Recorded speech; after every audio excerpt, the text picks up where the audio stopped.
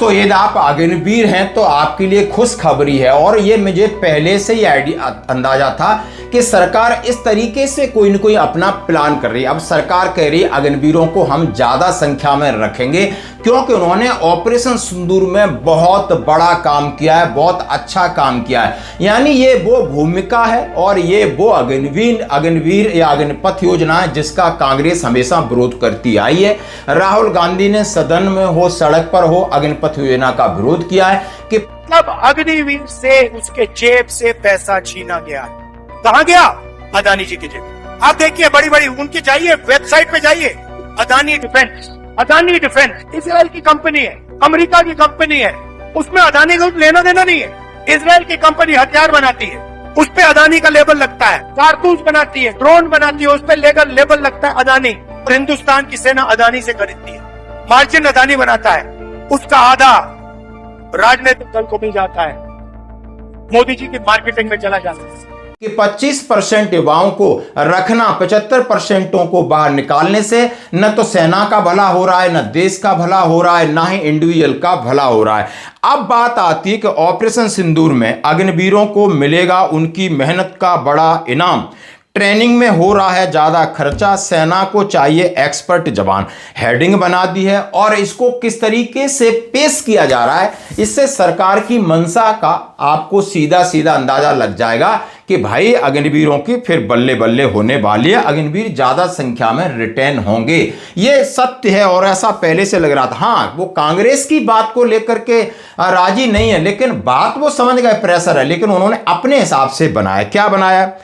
Operation सिंदूर में अग्निवीरों ने काफी योगदान दिया। उस दौरान तकरीबन 3000 अग्निवीरों ने भारत के एयर डिफेंस सिस्टम से पाकिस्तानी मिसाइलों, ड्रोन हमलों को नाकाम किया। भारतीय सेनाओं में अग्निपथ योजना के तहत भर्ती होने वाले अग्निवीरों की सेवा अवधि यानी रिटेंशन के नियमों में फिर से विचार किया जा रहा है। सूत्र के मुताबिक मई में हुए ऑपरेशन सिंदूर में अग्निवीरों का प्रदर्शन शानदार रहा, जिसके बाद उनकी 4 साल सेवा अवधि पूरी होने पर अधिक संख्या में उन्हें स्थायी रखने की समीक्षा हो रही है। अब जैसे कहा जा रहा है जैसे कि बिल्कुल अग्निवीरों की एक अलग यूनिट थी और वो ड्रोन आप समझ सकते हो, और वहां पर वो डिफेंस सिस्टम ड्रोन के हमले को नाकाम कर रहे थे। ऐसा पॉसिबल सिस्टम में है। अब इनका जो कहना है उसकी बात कर रहा हूं। 3000 अग्निवीरों ने मोर्चा संभाला था। 7 से 10 मई के बीच में 20 साल की उम्र वाले तकरीबन 3000 अग्निवीरों ने मोर्चा संभाला और एयर डिफेंस सिस्टम से पाकिस्तान के इरादों को नेस्ता नाबूद किया। ये तो हो गई बैकग्राउंड की स्टोरी, बैकग्राउंड यानी एक कहानी टाइप की। अब कहानी का असली ट्विस्ट यह है कि सूत्रों के अनुसार अलग अलग विभागों के लिए रिटायरमेंट अलग अलग विचार किया जा रहा है। जैसे आर्मी में, एयरफोर्स में, नेवी में, आर्मी में अलग अलग पोस्ट हैं, आर्म्स हैं, सपोर्टिंग आर्म्स हैं। इसमें ऐसा कहा जा रहा है कि इन्फेंट्री और अन्य कॉम्बैट यूनिट में 70 से 75% अग्निवीरों को स्थायी किया जाएगा। वहीं एयर डिफेंस, सिग्नल इंजीनियर जैसे विभागों में लगभग 80% रिटेंशन पर विचार किया जा रहा है। स्पेशल फोर्स के लिए 100% रिटेंशन की बात की है, क्योंकि इनका सिलेक्शन शुरुआती ट्रेनिंग में ही हो जाता है और लेकिन उनकी औसत आयु में ज़्यादा बढ़ोतरी न हो। इन सभी आंकड़ों पर अभी सेना के भीतर चर्चा चल रही है। आगामी सेना कमांडरों की बैठक में विचार विमर्श होगा। इसके बाद अंतिम प्रस्ताव मंजूरी के लिए भेजा जाएगा। आपने समझ लिया, ऑपरेशन सिंदूर में आपने अच्छा काम किया। कहाँ कहाँ आपने काम किया उसको आपको 70 से 75%, 80%, 100%। अब दूसरा, ट्रेनिंग में ज़्यादा खर्चा है। अब दूसरा रीजन ये दिया है कि अग्निवीरों को 6 महीने रेजिमेंटल ट्रेनिंग में बेसिक ट्रेनिंग दी जाती है, उसके बाद उनकी यूनिट में 6 महीने के लिए स्पेशल ट्रेनिंग। सूत्रों ने बताया कि अगर शुरुआती महीनों में सिलेक्शन हो जाए, विशेष ट्रेनिंग दी जाए, तो यह योजना अग्निवीर सिर्फ 2 से 2.5 साल के लिए उपलब्ध रहते हैं। अब इन्होंने ये सोचा कि हम ट्रेनिंग का पीरियड और छुट्टी का पीरियड निकाल देते हैं तो 1.5 साल 2 साल ही सर्विस कर पाएंगे। क्या करेंगे? ड्यूटी फटीक करेंगे, आ जाएंगे। अब इस बात को जो मेन मुद्दा है इस पर समझ में आ गई है। अब इसको कैसे परोसा गया है कि वहाँ 6 महीने की ट्रेनिंग है, फिर यूनिट में ट्रेनिंग, कि वो ट्रेंड सोल्जर है ही नहीं, वो ट्रेंड है ही नहीं। और जबकि सारे सेना के अधिकारी हमारे सभी कहते हैं कि कम से कम एक सोल्जर बनने में 6 से 7 साल लगते हैं बंदे को अपने प्रोफेशनल या बेसिक मिलिट्री ट्रेनिंग चीज़ें समझने में। लेकिन दुनिया चिल्ला रही थी, इनको समझ में नहीं आया, लेकिन अब समझ में आ रहा है। अब कह रहे हैं कि ट्रेनिंग का बोझ बढ़ रहा है, इससे संगठन पर बोझ बढ़ता है। इसके अलावा एक बड़ी दिक्कत ये आती है कि यानी कि यूनिट के एडमिनिस्ट्रेशन, यूनिट का relieving system, man power, trend man power, तमाम चीज़ों को इन्होंने इसके अंदर सजो दिया है। सेना को चाहिए एक्सपर्ट जवान। अब एक्सपर्ट की बात डाल दी। ऑपरेशन सिंदूर के बाद सेना में नए हथियार आ रहे हैं, उपकरण आ रहे हैं, आधुनिक तेजी से बदलाव किया जा रहा है। सूत्रों के मुताबिक सेना को ऐसे तकनीकी रूप में एक्सपर्ट सोल्जर चाहिए और drone, cyber, missiles, latest equipment को सही तरीके से चला सकें। T-90 tank, Pinaka, rocket launcher, K9 ब्रिज तोपें, हथियारों को चलाने के लिए स्पेशल ट्रेनिंग चाहिए।